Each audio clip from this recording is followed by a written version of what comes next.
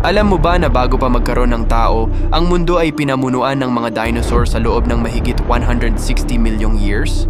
Ang mas nakakagulat, ang kanilang mga fossil ay natatagpuan pa rin hanggang ngayon sa iba't ibang bahagi ng mundo. Pero saan nga ba sila nakatira at kailan natuklasan ang kanilang mga labi? Alamin natin.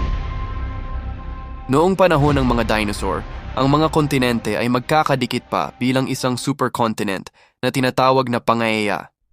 Dahil dito, nakakalat ang mga dinosaur sa halos buong mundo. Sa kasalukuyang North America, natagpuan ang maraming fossil ng Tyrannosaurus rex. Ang unang mahalagang fossil nito ay natuklasan noong 1902 sa Montana, USA. Isa ito sa pinakamalalaking mandaragit na nabuhay sa Earth.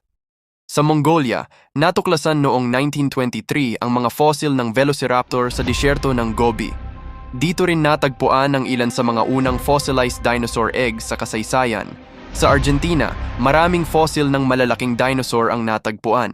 Noong 1993, nahukay ang mga labi ng Argentinosaurus, isa sa pinakamalaking hayop na kailanman ay naglakad sa lupa.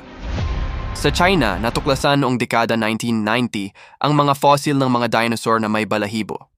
Ang mga natuklasang ito ay nagbigay ng matibay na ebidensya na ang mga ibon ngayon ay nagmula sa mga dinosaur. Samantala, sa Africa, natagpuan ang mga fossil ng Spinosaurus, isang higanting dinosaur na nabuhay malapit sa mga ilog at lawa.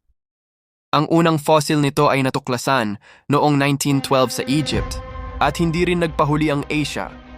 Sa iba't ibang bahagi ng China at Mongolia, daan-daang fossil ang natuklasan na tumulong upang mas maunawaan ang ebolusyon ng mga dinosaur. Mahigit 66 milyong taon na ang nakalipas nang mawala ang mga dinosaur. Ayon sa pag-aaral, isang napakalaking asteroid ang bumangga sa Earth humigit kumulang 66 million years ago. Napakalakas ng impact nito, nagdulot ng malalaking lindol, tsunami, at apoy sa buong mundo. At unti-unting namatay ang karamihan sa mga dinosaur.